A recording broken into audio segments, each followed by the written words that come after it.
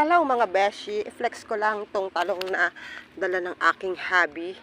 Ayan may talong na. Sorry.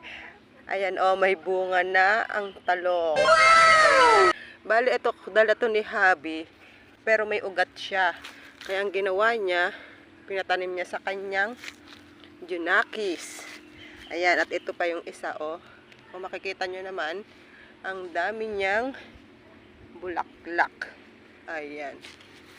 Ayun yung kagandahan sa talong.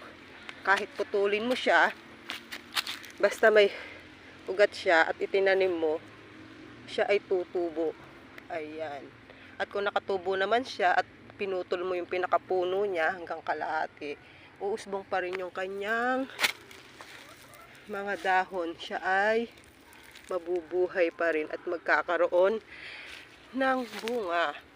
Ayan ang cute.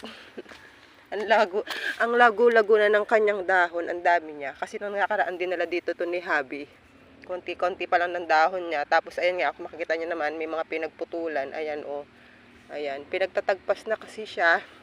Ngayon ginawa ni hubby, inuwi niya dito sa bahay, gawa ng may ugat naman. Kaya ayan, nabuhay ang tatlong talong.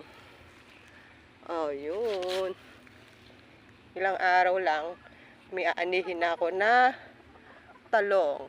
Ayan, salamat!